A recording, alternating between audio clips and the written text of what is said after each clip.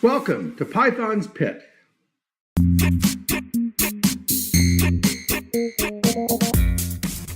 Hi, it's great to meet you, Riya.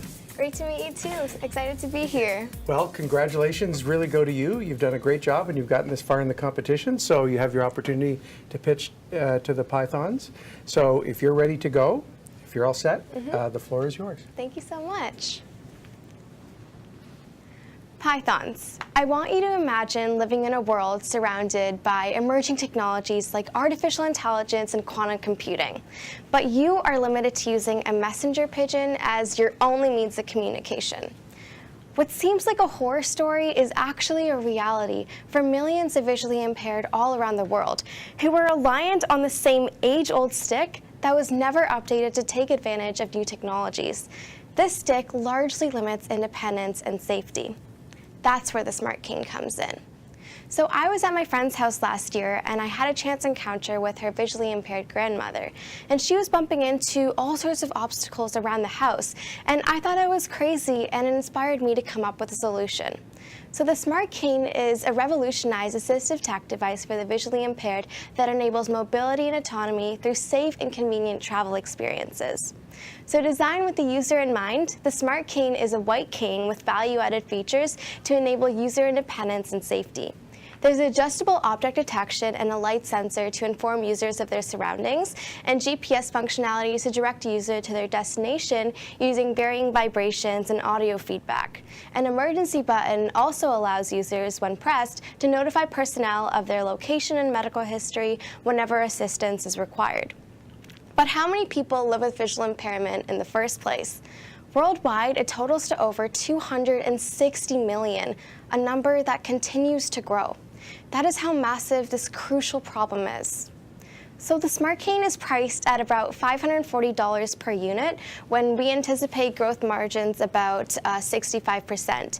And to increase sales and awareness within the consumer base, it will be primarily sold through existing white cane sales channels of our potential partners like the CNIB. So our team currently consists of 9 individuals ranging from MBAs, designers to engineers who are all really passionate about making the world more accessible through technology. Smart Cane is the only solution for the visually impaired that optimizes a well-known device, the white cane, through value-added features to create a tool that'll still work even in the rare case some challenges are to be faced. Comparing this to other available tools, Smart Cane provides advantages in terms of being a standalone solution that increases independence while maintaining low risk of failure at a very affordable price point. So Smart Cane so far has won many previous competitions, and we've gained about $40,000 in funding and are receiving cash and in-kind services from companies like Microsoft, Inertia Engineering, and Aero Electronics, and more. And if we were to win the competition, the money would go towards filing our patent and also further hardware development with Inertia Engineering. So Pythons, who wants to join us on this journey to ensuring more people like my friend's grandmother can have more independence, safety, and new experiences through the aid of Second Sight? Thank you.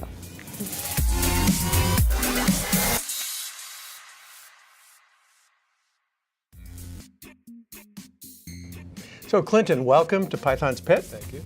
We had a really awesome day today. We saw all kinds of presentations, but before we get into that, why don't you tell me a little bit about yourself?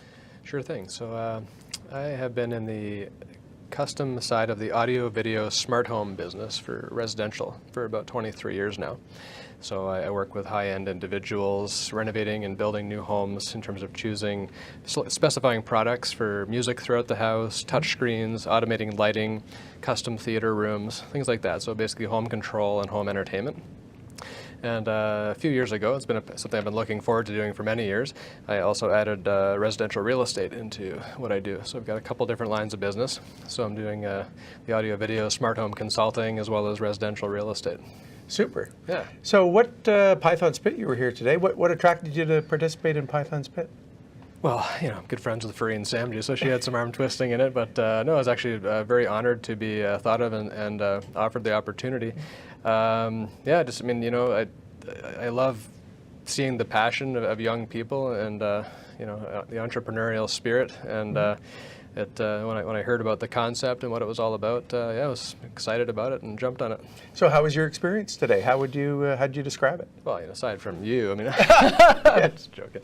It was great, actually. I had a great time today, and it was good to reconnect with some friends here, and it was nice to meet you today as well. And I had a super day, actually. There's some great pitches, and I love seeing that young energy. It's kind of like I'm an artist. I paint, and I think about kids. You see kids doing art, and there's no rules. Yeah. They just do whatever, and they just have a great time. And it's kind of this kind of reminds me of that, because as you grow up and get hammered in business a few times, you start to, you get a little gun shy, right? A little more conservative. When you're, when you're just getting started and you got nothing to lose, you just go for it, and it's all ideal. And I love seeing that energy and the nothing's going to stop me attitude. That's what. Was there anything special that inspired you today in terms of what you saw? I saw a few different ones stand out. I don't want to give anything away in terms of my opinions, but no, I definitely got inspired by a few of the presenters.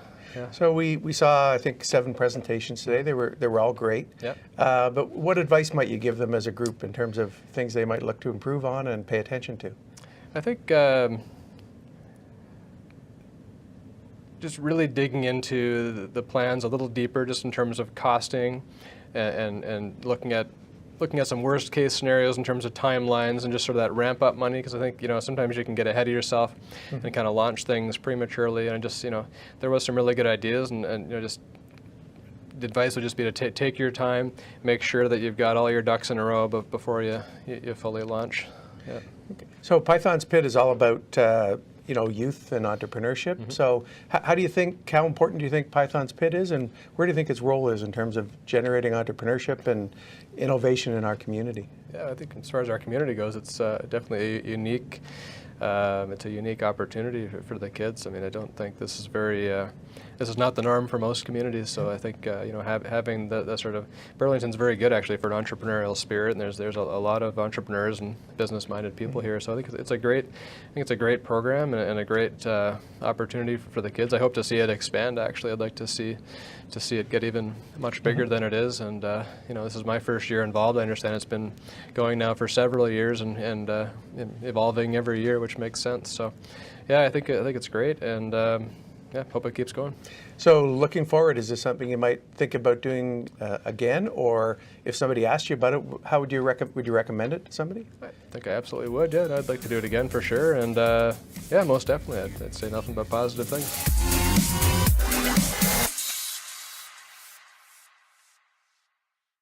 Obviously, you're much farther along than a number of the groups we've seen, and so congratulations for all the work you've done. Thank you And so I am much. sure the Pythons have some terrific questions for you. Yeah. So who would like to? Sure, you're going to I'll start. go first. Excellent presentation. Thank you so It seems that much. you've thought out the whole product very well.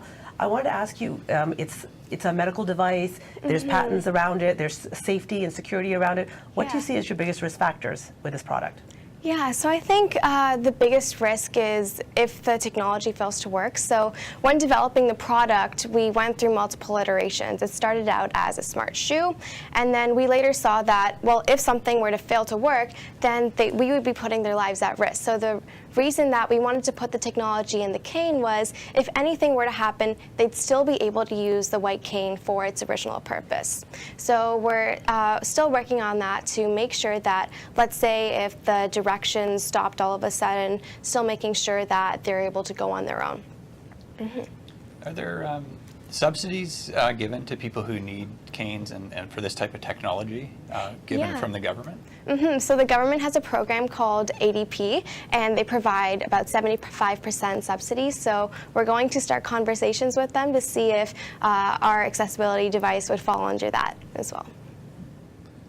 As far as the size and shape, and would it be similar to what you have, or is this going to be heavier or clunkier, larger, anything like that? How do you see that working? Yeah, so it would actually be almost the exact same. However, we would have the technology within the handle of the cane and with an ergonomic grip, so it won't be that big of a transition. So the reason that we chose that was it would also encourage people to switch to the smart cane in general, because the use and the feel of it would be the exact same, but they would be able to get more features through it. And the transition when working with the orientation and mobility specialists when they're learning how to use it will also be easier. Excellent. So where are you at in the actual development of the technology? Because obviously that's the big thing you're promoting as the value add. Where is that at in terms Yeah. of the And work so you're doing? right now we have a prototype. So we have the object detection and the location sharing with family members and caregivers, and the GPS functionalities are in progress. So Microsoft is helping us a little on the software aspects of that, and we're also trying to recruit more software developers in process of that. Recently, last week, I had a meeting with the head of marketing for Google, and he connected me with their Google Maps team to help us with that as well. What would you say is the biggest competition out there? Because there's probably other companies that are looking to do something similar to you. Yeah, so there's a few other companies with a smart cane, and the only features that they have are object detection, and they're also very early stage. So our competitive advantage is the GPS functionality, so being able to direct a user to their destination with vibrations and audio, so really increasing that next level of independence. Would that be something that's paid for on like a monthly basis? Like I think about, in our vehicles, right, where we used to have OnStar that was a monthly subscription and things like that, like, to summon someone or notify for emergency, or, the buttons that sometimes elderly that would have like around their neck. So would it be a subscription kind of paid service in that regard, do you think? So we'd be selling the cane on its own, so it wouldn't be a subscription paid. Okay. It would be, you would pay it at once, and you'd be able to use it from there. And if you get the cane, you'll get a code, and you'll be able to log in with our mobile app. Okay. What do you expect the total cost? I mean, I know you've raised $40,000 already. Congrats on that. That's Thank great. you. But even if you got the 5 today, like what is the expected cost before you're actually going to have a product and manufacturing ready to go to actually turn this into a real sellable thing? So we're working with a company called Inertia Engineering, is helping us with the design and hardware aspects in terms of mechanical and electrical engineering. So we're working on getting an estimate cost from them. They said it would be about $100,000 from start to finish, and we're hoping to get an MVP out by the end of this year. So right now we're in the patent process, and one of the things are patents are very expensive. So the $5,000 would really help with filing that patent and really getting that in, and then also another 20% of that would go towards the hardware development with Inertia. Cool. Thanks. And one other quick question. I noticed in your synopsis you had 9 employees already. How are you covering the cost of 9 employees? Yeah, so right now we aren't paying the employees, it's through equity. Okay. And so right now they're all really passionate about the cause, which also helps drive that. And hopefully in the future, when we do start generating revenue, we'll have salaries for them. Great. And is the tracking device in there, like it's a cellular signal? Is it attached? Is it Bluetooth to your cell phone and that type Yeah, of thing? so it's Bluetooth to your cell phone. So we have a Bluetooth module within the cane that you can just connect to your cell phone. So don't leave your cell phone at home then, basically. Yeah. Yeah. Interesting. James could probably use a cane like this when he leaves parties sometimes. Yeah, you could be definitely valuable on many fronts. Thank you for that, Clinton. You have a nice team of 9 people. I was going to ask you, what strengths do you bring to your team? Yeah, so right now I have some entrepreneurship experience in the past. I had a venture when I was in about grade 7, and then I have a lot of contacts with some VCs, and they have a lot of mentorship for us. So it's the business, and I also am a coder, so I contribute to the software aspects and also the circuitry in terms of the hardware, and also managing the team of 9. So it's a little weird because I'm 15 and everybody else is above 20. So, but it's really great. Everyone's super passionate about what we're doing, and they're really invested in it. That's incredible. Nice. Thank Well you. done. Yeah. Thank you. I really appreciate it.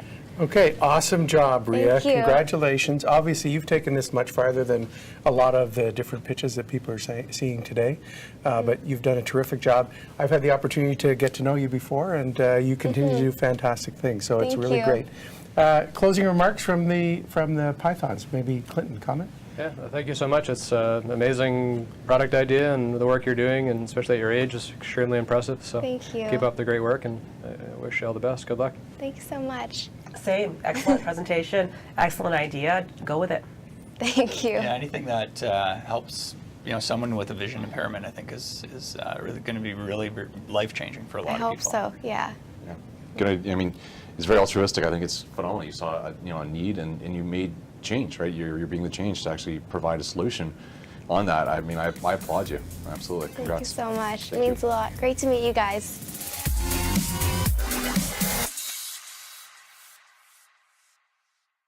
So it was really neat to be able to communicate what your company is in just 3 minutes in a short time span, and through the use of props, like an elevator pitch if you were to talk to someone in the elevator. And I learned so much things about structuring a pitch appropriately, what to include, what not to include, take away the fluff, and it was an amazing learning experience. I loved it. I think it went really well. The Pythons were really nice, super supportive, and the pitch, I was a little nervous before, but the pitch went really well, the questions went well, and we'll see what happens.